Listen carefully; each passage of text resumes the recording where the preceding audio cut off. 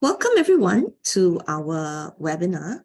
And in this webinar, we're very proud to be launching a white paper that basically EY and NTU has been working on together on blockchain and sustainability. So before we start, let me do a brief introduction about myself and the speakers. So I'm Prof. Bo Wai Fong. I'm the Deputy Dean for Nanyang Business School. I'm also Professor for Information Systems. So I'm glad to have with me today on this webinar, Mr. Rick Ross. So Rick is the Director at Ernst & Young, specializing in emerging technology, blockchain, and Web3. Then we have with us also Jack Carey. Jack is a Director of Operations in Planet Virtue and is responsible for the company's strategy and day-to-day operations. So we have Rick and Jack together with us because Rick has been working very closely with me on co-authoring the white paper, and Jack is actually one of our interviewees. And we thought that it would be great to invite him to share some of his views directly, right? So we're going to run this webinar by, first of all, having both Rick and myself walk through a quick presentation on the content that provides you with an overview of the white paper. So hopefully through this, you'll get a good sense of what the white paper is about. We're not going to be able to cover everything that we have there, but it will give you a sense, and hopefully it might entice you to download and read the white paper. And then we're going to have a panel discussion together with Jack and Rick, which I will moderate, and we'll discuss some of the issues in deeper dive. Yeah. So I will hand the time over to Rick to get started on presenting to us some of the key contents, and then he will hand it over to me. Over to you, Rick. Thanks, Wei Fong. I'll just give me a second. I'll just share my screen.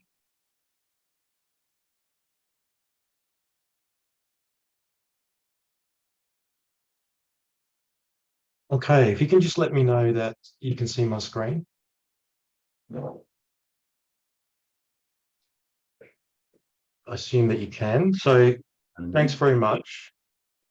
It's worth firstly acknowledging the contributions of everyone on this white paper, specifically everyone in NTU that's been involved, everyone in EY that's been involved, and the interviewees as well. So we've got one of those interviewees today, as Wei Fong has discussed. Jack's joining us today. When you do get the chance to download and read this white paper, you'll be able to have a look at the bottom of the white paper, the list of contributors to this effect. There's three underlying determinants that underpins this white paper, and you'll see this on the slide in front of you at the moment.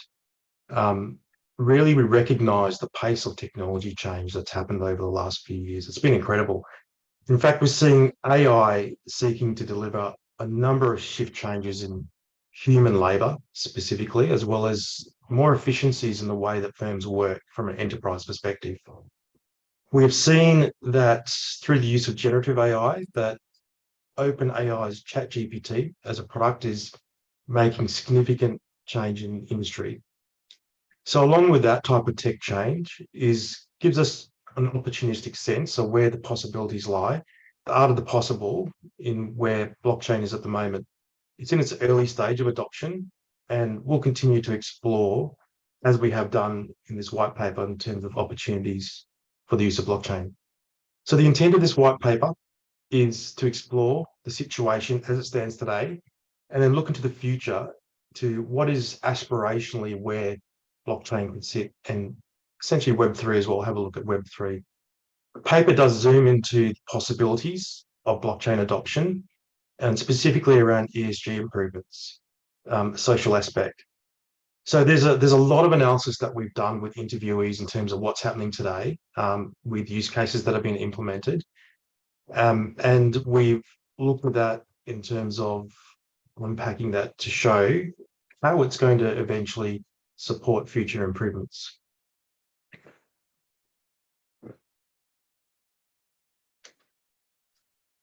Okay, so the white paper focuses on the three pillars of ESG, which is environment, social, and governance. So it's a massive change for traditional organizations where they've been focusing on financial impacts, and now they're looking at how social, environmental, and governance can improve the sustainability for the globe. So from an environmental perspective, firms are looking at, well, how does this reduce or impact the environment, such as carbon emissions? How do we look at decarbonisation? From a social perspective, we're looking at how improvements can be made from a society, including diversity, inclusion, and looking at reducing modern slavery, which still exists. And from a governance perspective, we see that firms really want to start disclosing more information to be transparent. And blockchain is a way where that can be done, and it's a recognized technology platform to support that.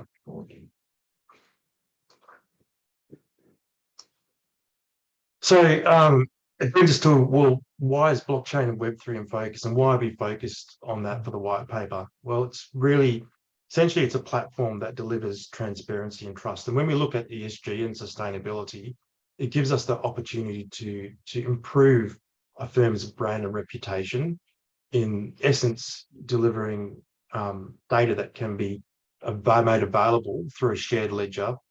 And on that shared ledger, there's data that can be recorded, it can't be changed, and it's stored securely.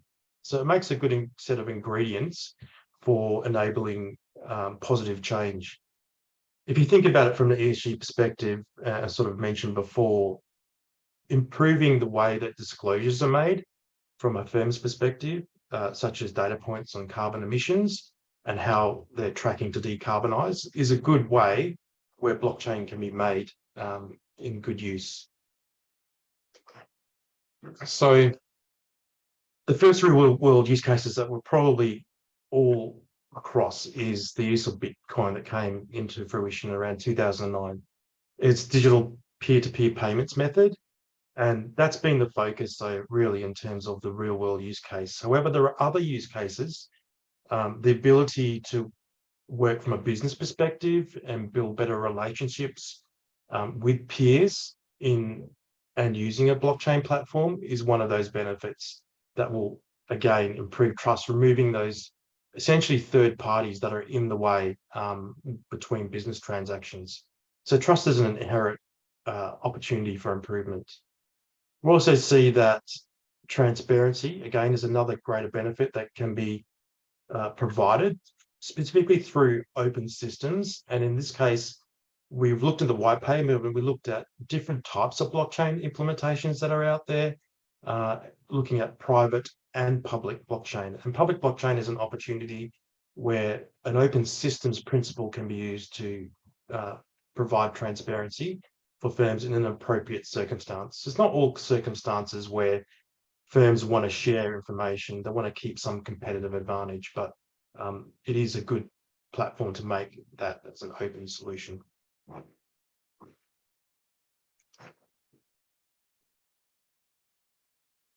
Okay, so what we also looked in the white paper around barriers of adoption for firms.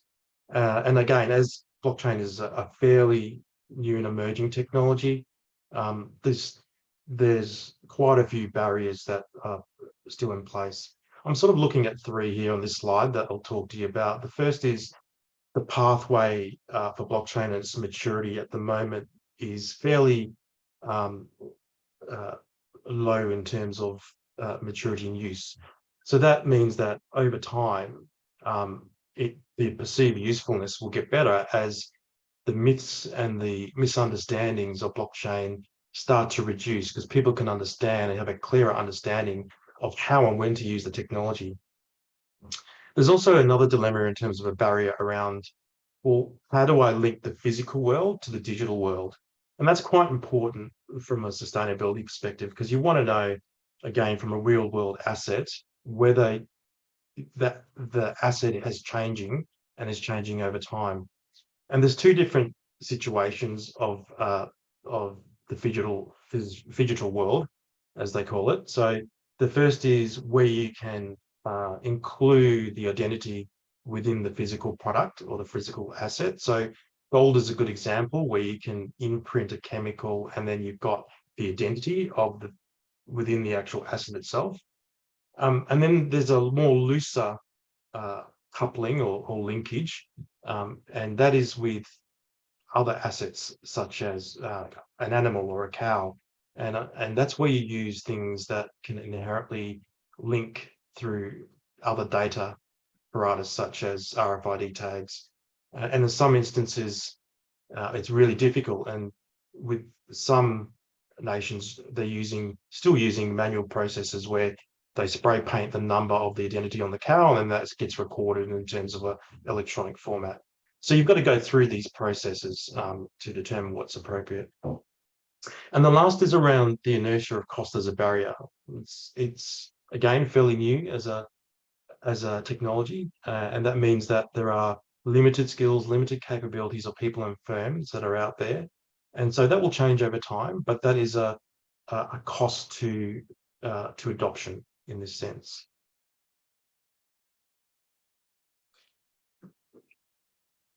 And then finally, we look to the future. So in the white paper, we also look at opportunities around two really key features. One is around what's called a decentralized autonomous organization. And the aim of that is really to set up better collaboration between groups of people within the entity, whether it be a community or across silo, or across a firm and other people, stakeholders. They come together so that they are working together based on a set of agreed principles and rules that get codified on a blockchain. An example is, for a DAO, many mining companies have to and are faced with the implementation of mining operations on land, and where they do those operations, there is historic value from Indigenous people. There's opportunities for improvement around that, where governance decisions, agreements can all be transparent to stakeholders and digitally codified as a decentralized autonomous organization, with the opportunity in the future for the automated part of that codified rules to allow decisions to instigate work activities in it, for instance.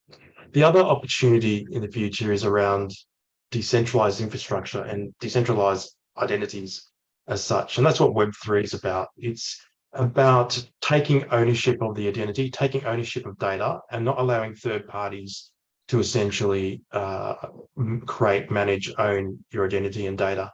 An example of that would be a solar panel in a solar farm, or a solar panel being used for residential purposes, and the energy being produced from renewable energy being put back into the grid, and the disclosure of that data and how much is being generated gets put onto a blockchain based on that identity.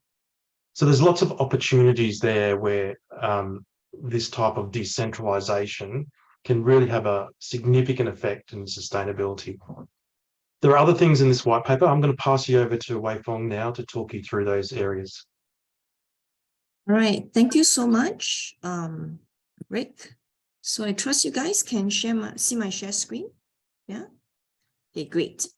So as Rick was saying, basically there's lots of potential to use digital technologies like blockchain to help us to tackle sort of the climate crisis for sustainability. So I think one of the key things that we have observed is that in order to fulfill any sort of sustainability goals for climate crisis, it inevitably requires multiple parties to actually work together and to share data. And that's why we see blockchain as a distributed ledger technology to potentially play a big role in this regard. So in the white paper, we discussed 3 use cases, and these includes the agricultural supply chain, the voluntary carbon credit markets, as well as the renewable energy certification markets. And why did we zoom in on these 3? And I think this particular diagram here explains quite well why we decided to focus on these 3. It provides an example of how a carbon emitting organization manages or accounts for its carbon footprint. In this, you can see that the carbon emitters, which are organizations like us, they will actually, in the process of providing and generating their products and services, emit various sort of carbon emissions, be it their own Scope 1, Scope 2 emissions, or those from Scope 3, which largely comes from their suppliers and customers and other parties in their value chain.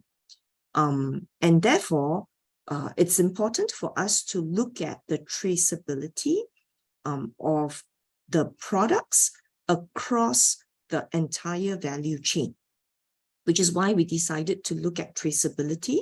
And as an example, we focused on agricultural products traceability. At the same time, for these carbon emitting organizations like us, certainly some of us may have declared sort of net zero or carbon neutrality goals. For us to achieve those goals, essentially, we will be engaging in a whole series of decarbonization emissions programs, which is targeted at reducing the carbon emissions for our organizations. But at the same time, for many heavy emitters, it might not be feasible for them to actually reach carbon net zero, right, goals. So for them, maybe they need to tap upon the carbon credits market or the renewable energy credits market in order to purchase certain carbon offsets and carbon credits. And such carbon credits or carbon offsets could be for mandatory purposes, or it could be for voluntary purposes. And that's why we have decided to also focus on the voluntary carbon credit markets and the renewable energy credits markets, because that helps to give us an understanding of how firms actually might also reduce their carbon footprint through such markets. So in the interest of time, we can't possibly be discussing all three use cases in detail. So we have decided to focus on the voluntary carbon credits as an illustration. And I would encourage those of us who are interested to look at the white paper, which details sort of the other aspects or the other two use cases. So to provide an overview of the voluntary carbon credits market, essentially, it is really not very new. It started in the late 1980s to 1930s. Essentially, the carbon offsets are acquired to offset individuals or organizations' carbon footprints. So essentially, buyers are purchasing carbon credits from projects that essentially remove or reduce carbon dioxide, either remove carbon dioxide from the atmosphere or reduce their emission of carbon dioxides. And basically, organizations would purchase these offsets, perhaps because they have declared certain goals and they would want to balance out the carbon emissions from their own production process. Some of them might actually be investing the credits for future regulations or to even start their own fund to help to manage the client's carbon risks. Essentially, it's usually the larger emitters that feel the most heat and pressure, and many of these firms are looking at ways to offset their emissions. And the whole idea of the voluntary carbon credits market is to provide a way for investments to be channeled to projects that can essentially be used to reduce carbon from the atmosphere. In order for carbon offsets to really be recognized, there are three key principles: real, additionality, and permanence. So real actually means that these offsets must be quantified and they must be actual emissions that are reductions. It shouldn't be just projections. And these reductions should not be artifacts of incomplete or inaccurate accounting. And secondly, the idea of additionality is that the carbon emissions that are reduced or eradicated should be a case where if the investments have not been made to reduce these carbon emissions, then the project, the carbon would not have been reduced in those cases. So for example, if you already have rainforest that is reducing the carbon,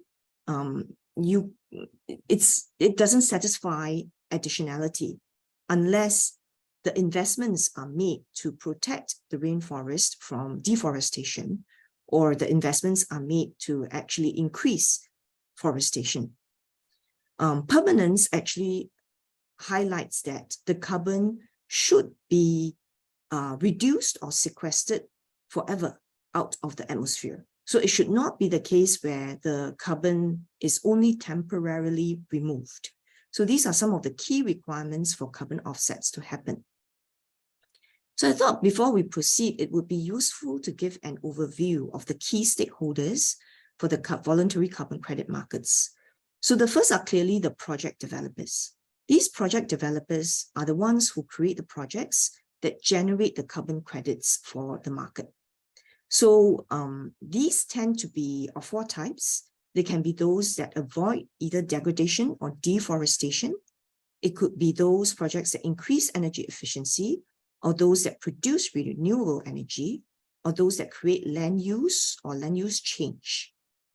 Project developers do want to increase transparency in the system, and usually volatility of the carbon credits prices are not good for them, because it gives them less certainty and transparency in gauging the demand and supply for their carbon credits. A very important group is then the standards organizations. These standards organizations are the issuing bodies of carbon credits, and they oversee the monitoring, the verification, and the certification, and they issue the standards that will qualify when the carbon credit projects are actually qualified to be issued as carbon credits. So they also oversee not just the issuing of the guidelines, but to ensure that the guidelines are being followed. Then another important group is the consultants and auditors. These consultants and auditors, they help to verify that the developers actually satisfy the requirements of the standards organizations and the certification bodies. And essentially, they have the vested interest to ensure that, first of all, they help to ensure verification and certification, which are essentially ex-post reviews to show that the carbon has already indeed been reduced or sequestered from the environment. And also they help with the validation in terms of providing some ex-ante assessment of whether a project does indeed qualify against a standard. Then there are the credit buyers, and these credit buyers are usually individuals and organizations who wants to offset their carbon emissions. So they are the ones who want to invest in these sustainable projects. Then there are the brokers, and the brokers are usually middlemen connecting buyers and sellers. They provide the role of ensuring market liquidity. They help to match credit buyers and potential projects. They also could potentially facilitate negotiation on prices, and they may also advise credit buyers.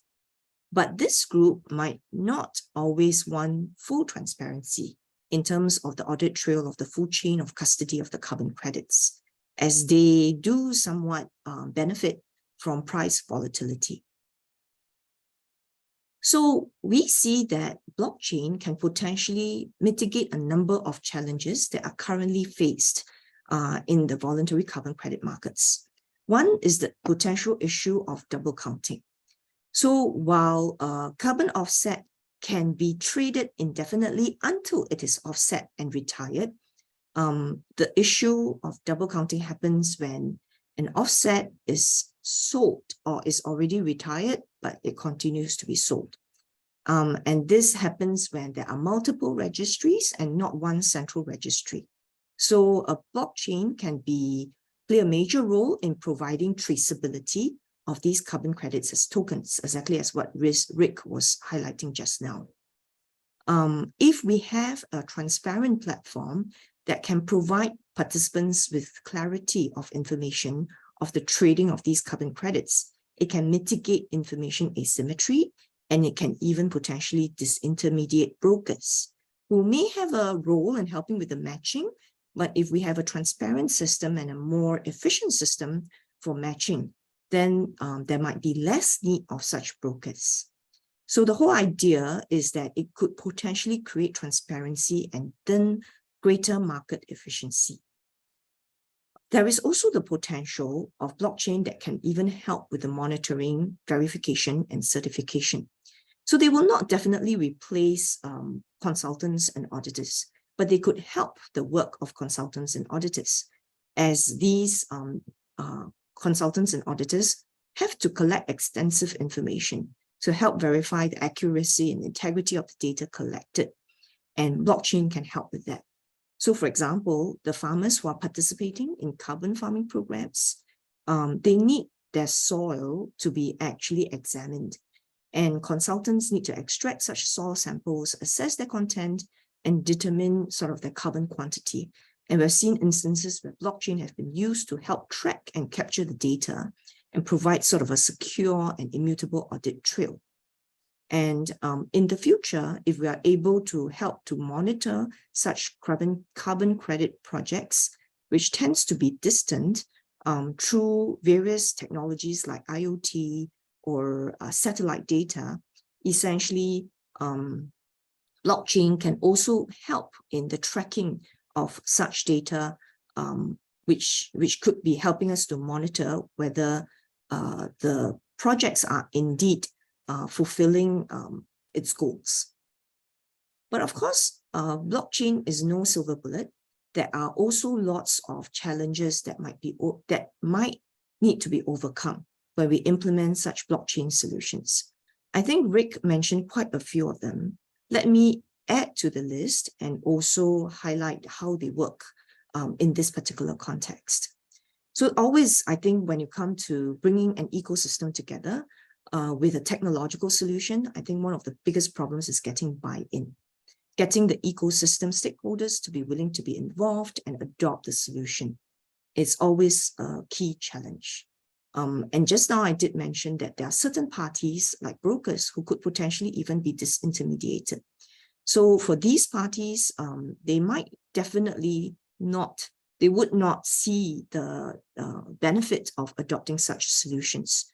So there is disparity in how different key stakeholders would see benefits to adopting such blockchain solutions. Secondly, I think there are certain parties which could potentially be at a disadvantage, especially those organizations who could be in developing countries that see more cost and have less capabilities to adopt such solutions.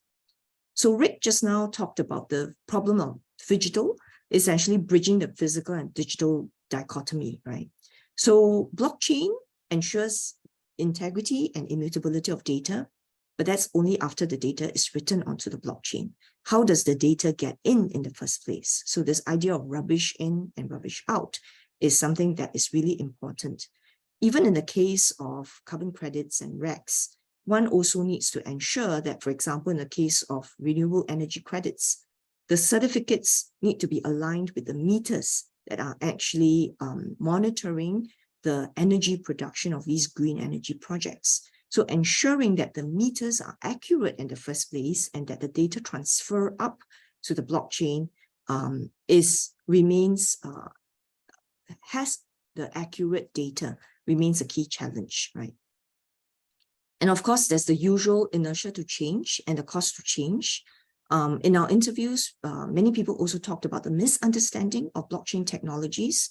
A lot of people just think of blockchain as crypto, and with all the cryptocurrencies grabbing the negative headlines, it causes people to misunderstand about such technology. There is also the very real threat of fragmentation of blockchain solutions, because blockchain is now largely been adopted for closed and narrowly scoped ecosystems. So the threat there is that it could lead to many, many different blockchain solutions which are not speaking to each other. And if that happens, we end up in a situation where there's a lack of interoperability. And as a result, we don't see all the benefits of blockchain that we just talked about earlier.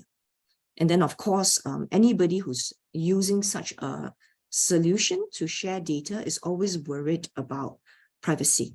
of the transactions. And this is also one of the key challenges that face the blockchain solutions. All right, and with that, we have basically shared an overview of essentially what we covered in the white paper. I do encourage you to read the white paper if you're interested in the other use cases and the details of what we have described. So now let me transition over to a discussion with Jack and Rick. We invited Jack because Jack was one of our interviewees, and in fact, he is actually trying to implement a blockchain solution precisely for the voluntary carbon credits market. So maybe, Jack, I could ask you to share a little bit about your project and maybe help us to understand, right, among all these technologies that are out there, is it really necessary for us to use blockchain? Are there other alternatives that we can use to solve all these problems that we just discussed earlier? Perfect. Well, thank you for having me today. I encourage everyone to do download or read that white paper. It's a very excellent white paper. It gives a really good overview of the market. Now, from our side, I work for a company called Planet Virtue. And what we do at our core is we're building a carbon offsetting platform that connects project developers, corporates, and consumers together in one place to help facilitate more transparent offsetting for all of those parties. Now, when we originally came to this solution, or when we started to build this, we had no particular loyalty towards blockchain itself. The founder of this project, Frank Murphy, is very much solution orientated. He wouldn't have any particular loyalty towards blockchain or any, let's say, arguments against it. Originally, we had spoken to a corporate, and this corporate had complained of the issues that they were having with their carbon offsetting system. And there was a large amount of trust being placed on that corporate to do the right thing. Anytime a consumer decides to offset, in this case, a flight, the consumer had to trust the corporate that they were doing the right thing. In terms of the verification, in terms of the follow-up and the transparency, it just didn't exist at that time. So Frank had spoken to the Ernst & Young blockchain team, who we've been working very closely with now the last, I believe, 2 years. And they presented blockchain as an option for solving some of these issues. So some of the issues that I mentioned there and that you've mentioned throughout the presentation are around transparency. So ensuring that the customer can follow up and can see where their contribution or their offset is going. Around the tokenization, so that each credit is in fact a one of one or unique, and that there's no double counting. And disintermediation as well, so ensure that the price, etc., is fair. Blockchain at its core solved these issues for us. It presented a system in which we could actually build a platform on that offered transparency, it offered that unique tokenization, and offered disintermediation as well. There are other systems, and there are existing systems at the moment for carbon offsetting. We just, once we reviewed the market, decided that blockchain was the best way to go about this. Now, at our core, I think it's important to realize that we are not fundamentally a blockchain company. We are a carbon offsetting company. And I think that's important to recognize, because blockchain offers solutions to companies away from that might not necessarily be involved in the blockchain space. And that's where we came in. So yes, there are other systems out there. We just feel, and I think it's certainly the feeling of the market nowadays, that blockchain is the way to go when it comes to voluntary carbon credits, for the reasons that you've mentioned, and some of the reasons that we'll go into as we get through this. All right, great. Thanks, Jack. And I really want to highlight this point about, that the blockchain technology and such digital technologies is not the silver bullet, right? It doesn't mean that the moment we use such technology, it can solve all the problems under the sun. So I thought maybe we could explore a little about what are some of the questions and issues that blockchain can solve, and what are the questions and issues that blockchain cannot solve, right? So maybe we can ask Jack to share a little bit in the voluntary carbon credit space, and maybe Rick can also share based on your experience working with various firms, right? Can I also make use of this chance to invite questions from the audience? just feel free to type your questions into the Q&A, right? Jack, over to you. Perfect. So I'll start with the problems that it can actually solve. I mentioned there earlier around transparency, and that's a word that's going to crop up again and again. From a customer perspective, anytime they decide to offset a delivery or a flight, they're going to want the assurance that their money is going to the right place and is doing the right thing. The customer has decided themselves that they want to do the right thing, so the corporate should do that as well. Now, I believe this saying comes from, I'm not sure if it's just across the blockchain world or specifically from EY, but the phrase that we continuously use is don't trust, verify. We don't believe that a customer should have to trust the airline or the delivery service that they are doing the right thing. They should be able to verify this themselves. So one of the problems that we mentioned there around transparency, our solution offers a way for customers to not only offset, but to follow that contribution, to see exactly where that contribution is going. And in some cases, to allocate that contribution to the project of their choice so that they can select a project which actually means something to them. And they can understand exactly what, as I said, what their money is going to. So for customers, really, there's the issue about transparency. For project developers as well, that issue remains the same. If you have a project, for example, that you are selling the credits for €5 for, and there are a number of brokers in between the process before it gets to the corporate, and the end sell price before the credit gets retired is €25, well, then for each time that a customer contributes €25, they should be offsetting 5 tons. Instead, in this case, they're only offsetting 1. So you're only getting 20% of the benefits. What we do on our system is we provide a means for the customers to actually track what price the credits are bought and sold at, and for the project developers as well. I believe it came out in a research paper from Ernst & Young. I wouldn't quote me on that. You had mentioned in the third world that some of the project developers aren't getting the justice that they deserve in these projects, particularly because a lot of the projects are coming from developing nations. With our system, you can track and trace those credits down to the very origin, such that if there is an enormous price premium put onto them, which reduces the benefit to the environment, that can be easily spotted. Okay. Other than that, then tokenization as well is a very important issue, where you mentioned around the double counting of credits, somebody offsetting their credits and then selling on the same credit. If you can put a unique ID on each token, which represents a voluntary carbon credit, you can see exactly where that credit has gone, when it is being retired, and when it is being sold.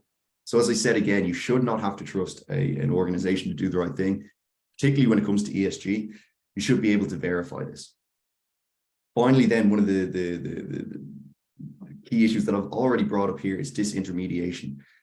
To set up a wallet on blockchain is a very quick and easy process. I know a large portion of the world is unbanked at the moment, which means that they're dependent on these brokers to actually bring their credits forward. Now, brokers do play a very important role, and in a lot of cases, they can be very helpful to the market.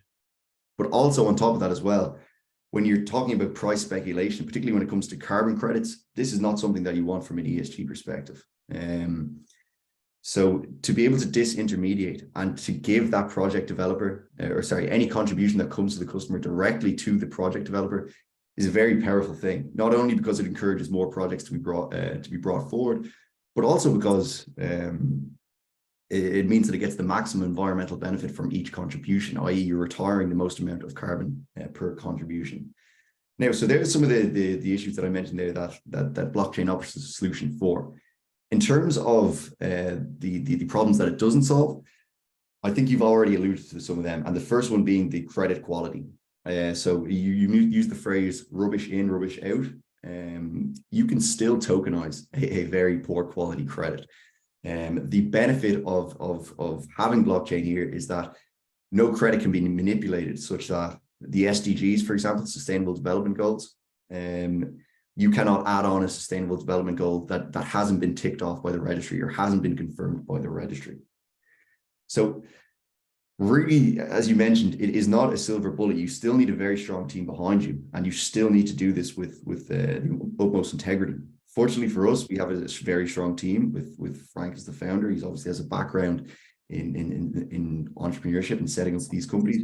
And on top of that as well, with Ernst & Young, who've been very helpful. We've been working very closely with Ernst & Young now the past, I believe it's 2 years, and they've set up a very secure, scalable, and just transparent system, exactly what we're looking for. So no, it isn't the silver bullet, but it certainly solves a lot of the issues. Now, the final issue that I think is worth mentioning is around the misinformation.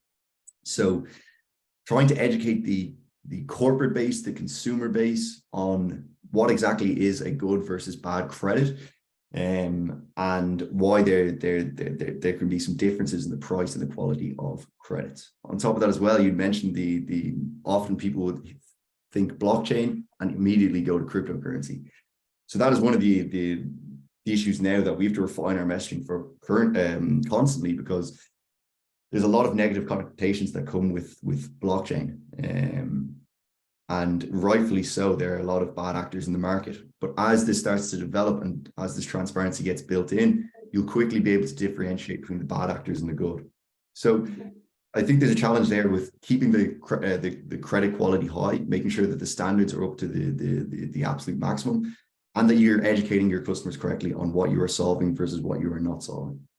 Yeah, great. Thanks, Jack. I think what you highlight is really sort of this importance of transparency, but yet at the same time, whatever that is digital doesn't replace whatever standards and safeguards that we still need to put in place, right?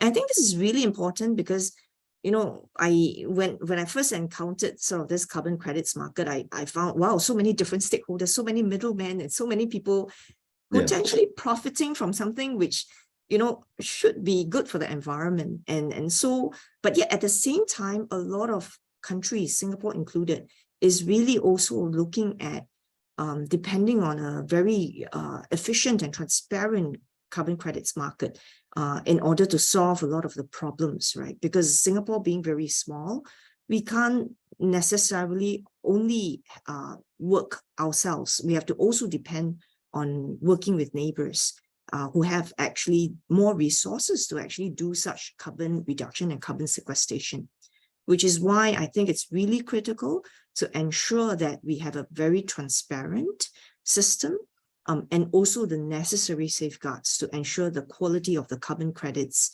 as well as the transparency and efficiency to make this work well, right? Thanks. Thanks, Jack. And Rick, do you have anything to add based on what you have examined? I think you've both done really well in terms of covering that topic around what blockchain is not great for and what it can solve.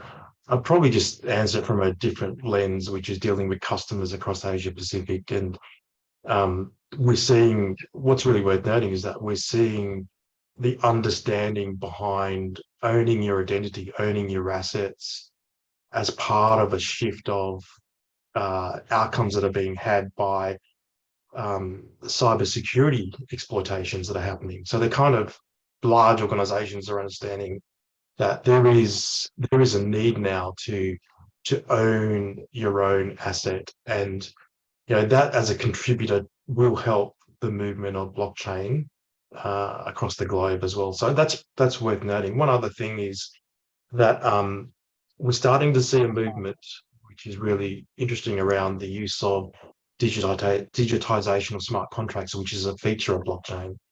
And as we talked about previously, all of these different parties have different agreements, contractual agreements, and it's easier to work across a paper-based contract. But if you look at digitizing these contracts in terms of smart contracts, then you can kind of overlay the potential risks or the potential flags that it should be representative between or across contracts in an ecosystem. So those two things are worth noting. Yep. All right. Great. Thanks for highlighting that, Rick. I think let's go to questions, because we have quite a number coming in. From what I see, I guess one burning question a lot of people have is that I thought mining, minting, and validating transactions require a lot of energy. And yet we are talking about how blockchain can help with environmental sustainability. So maybe we want to clear that up for our participants. Rick, do you want to take that? Yeah, that's a really big myth and a misunderstanding. Unfortunately, it comes up all the time.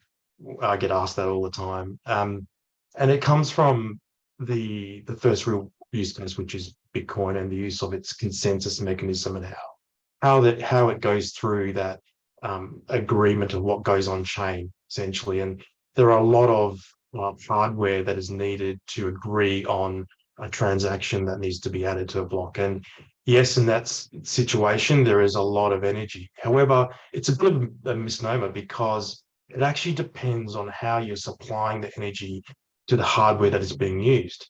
So if you took a different lens on this, it could be that all of those different hardware nodes essentially being used to make that agreement can be used with renewable energy. Therefore, there's no concerns about that. There are other varying blockchain protocols that are out there that don't use that type of consensus proof of work, and they use other things like proof of stake, proof of activity, proof of history. All of those are very much so energy limited, so they're very low in energy resources that are needed. And again, it depends on that type of energy that you're supplying in. Yep. Just to add to that, yeah, I think that I mentioned about the misinformation around using the word blockchain. Even people have negative connotations instantly with it, and this is, I mean, it's nearly the start of any conversation. The moment blockchain is mentioned around is the energy usage. From our perspective, we use Polygon, uses proof of stake mechanism, and I believe as of this year, it is now running carbon neutral as well. That transition that Ethereum did from proof of work to proof of stake significantly reduced its energy intensity, and as a result of that, now the blockchain that we use still provides the security, still provides the transaction speed, the scalability, and the transparency with little to none of the energy intensity that, for example, blockchain would use or any other proof of work mechanism. Yep. So indeed, I think that's a myth because really the energy guzzling is really the proof of work. And right now, the major blockchains is Bitcoin. And what we have talked about has nothing to do with that particular sort of set of blockchain. And there are many ways of designing the blockchain such that it's not energy guzzling like that, right? So good to clear that up. And I think another set of questions that I see is really, maybe this, I'll ask Jack to answer it. I guess people are quite interested to know for your project, how is it really designed? Is it private or public? And I guess it seems that people are also interested to know what is the extent to which such blockchain solutions already exist for the voluntary carbon credits. And I guess there might be multiple solutions also existing. So maybe you could share with us what the landscape is looking like and what your solution is looking like. Yeah, perfect. So starting off with our solution anyway, what we've gone for is a public blockchain, as I mentioned, Polygon. The reason that we use the public blockchain is actually fairly intuitive. I personally wouldn't be, there's obviously a use case for private blockchains, but particularly in the voluntary carbon credit market, I think it requires that public blockchain system. And if you were to look at some of the players now in the market that use blockchain, a lot of them would use public blockchain systems to be able to verify any transactions that come through. From our system, and there's multiple ways that you can go about this. You can go down the lens of entirely blockchain, so i.e. like the commoditization of let's say reforestation projects, such that you have one price for the reforestation project, regardless of the location, the standard, etc., etc. Or you can go down entirely the environmental route, so get rid of the blockchain altogether. We like to sit somewhere in the middle. So we want a use case where if a project developer comes to us, we don't want to commoditize their credits such that they are thrown into a group of other reforestation projects. We want for the project developer to be able to market their own project in the way that they feel comfortable doing. We want to communicate the unique benefits of each project such that when somebody comes on, they are not just donating to a reforestation project, they're actually donating to this particular project in this location, and you're helping these people. So I think in the market there are a couple of different ways to go about this. One of the ways that I've seen and I've already alluded to is the commoditization of credits. So you might have a renewable energy voluntary carbon credit. You put all of those together in a group and you charge one price for them. Now, although there are benefits to this, I mean, price transparency, you have one single price for every project. We believe on our side that it takes away from the unique benefits of each of the projects. So really, that's not a route that we would go down ourselves. On top of that as well, there are other systems that might use private blockchain. And again, when you have a set number of nodes, particularly in the voluntary carbon credit market, it just doesn't offer the same amount of benefits of having a distributed ledger that people can use to verify. Still, you're depending on a defined number of parties, and still that trust exists. So really, there's a couple of different ways to go about this. And I think as the market moves forward in the number of years, this will start to become standardized in a big way, i.e. that people will be able to come on, they'll be able to understand this very quickly. And that's what we always try to do. We make this as intuitive as possible. We don't want to be the complicated blockchain company. We want to be the simple carbon offsetting company. And the easiest way that we can do that is through giving each of their project their unique benefits and helping customers come on and understand exactly what is happening, and to not commoditize the credits in such a way that only somebody with very in-depth knowledge of the voluntary carbon credit market and then on the other hand, blockchain can understand. We want to make it open, accessible to all. So we use an open blockchain system, and we use very intuitive project design, user interface, etc. So I hope that answers the question. Yep, I think that's helpful. And I think also, I guess some participants might be struggling with sort of the concept where, because right now people can go to certain sort of platforms and purchase carbon credits, right? And they might be wondering really what is the role of blockchain. And I think as Jack says, it's really sort of that end-to-end traceability that is really the benefit of adopting such technologies, because you can go to multiple platforms, but how do we know where that, has this carbon credit really been, is it traded also at multiple different places, right? So it's that end-to-end traceability that is really important. Yeah. All right. So I also see a set of questions revolving around essentially how we could also use blockchain technology for other contexts. So someone is asking about the built environment industry and how it could use blockchain, especially for SMEs.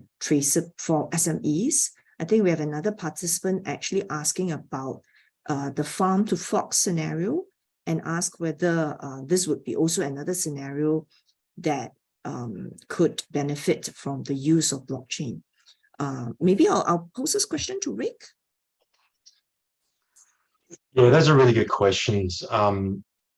So the basis of that question is around essentially supply chain and tracing your goods and services across a supply chain. The benefits of blockchain is that traditionally you look at a supply chain from a linear perspective, moving your product and good through a single process to deliver an outcome.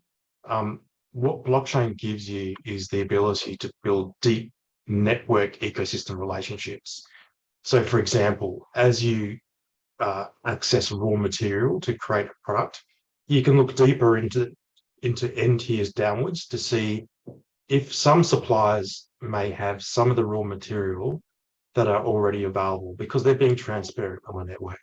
You can also see with those suppliers whether they're any of those third-party risks. So third-party risks from a social perspective or sustainability perspective might look at things like modern slavery. Are they doing the right thing? Are those qualities being ticked off and being audited? And therefore, that sort of stuff might be transparent. So there's a massive opportunity here in that supply chain area where you can track goods across the supply chain from a non-linear perspective, and that's the biggest differentiator here. Yeah, and I think you mentioned that, Weifeng, as well, in some of the aspects you talk through around track and trace of those systems that we've gone through in our white paper. That's been one of the themes that we found. Yes, yeah, indeed. So I think both these questions about farm to fork as well as the built environment, these fall under the first category of sort of use cases that we looked at, which is the traceability, right? And I think with regards to even like the built environment, I think whenever you have a situation where a group or a consortium of companies need to come together and share information and they transact in ways that could be facilitated through blockchain or the smart contracts that Rick talked about, they make it quite suitable because essentially the blockchain provides possibly a single source of truth that essentially is tracking the information across the whole ecosystem. But of course, with all the caveats that we had earlier discussed, right? In terms of, it's no silver bullet. There's always challenges in getting buy-in. There's always challenges in ensuring you don't have a rubbish in, rubbish out situation, right? All right, and I think there are a lot more questions coming in, but I think we are reaching the end of our presentation and webinar. We'll try to sort of do engage with us offline. And we will also provide certain post-webinar, summaries of what we had discussed. Yeah. Some of you are also asking about where can I get my hands on the white paper. So we're still waiting for EY to clear the white paper. It's been written and typeset and very beautifully laid out. And so we're just waiting for the final clearance. And once it is received, we will actually email the link to the white paper to everyone who have registered for the webinar. Yes. And so I really want to take this chance to thank the people who have collaborated with us on the white paper, Rick, my research assistant, Doris, as well as Gim and Atul and Jimmy, who have worked with us throughout this whole journey. I also want to thank Jack and many other interviewees who have provided their very valuable insights, which allowed us to really synthesize everything together to present both what we see to be the potential of the technology in the sustainability space, as well as what are some of the shortfalls or the challenges we'll need to overcome. Yeah.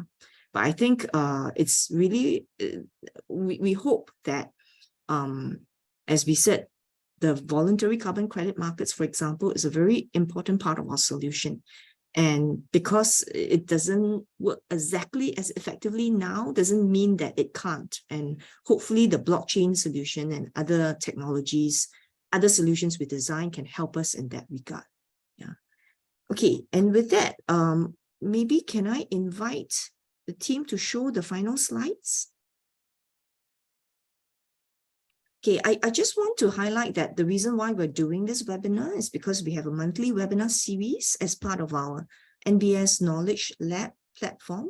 And it's really our thought leadership platform that showcases our research and insights from both our faculty, industry partners, and alumni. And what we see here is an example of industry collaboration that we had together with EY. And we're very proud to actually partner Ernst & Young in this particular thought leadership piece. And we'll be happy to partner with various industry collaborators in topics of interest, right? And we also have a quick survey. Are you guys going to show the link to the survey? No, we're not. The survey will pop up after the webinar ends. Yeah. I see. Okay. So after the webinar ends, you will see a survey link. So we do encourage you to send us some feedback about the webinar and what else you hope to see in the future. All right. So with that, let me end off the session. I thank all the participants and I thank all the speakers. Thank you. Thank you very much. Bye.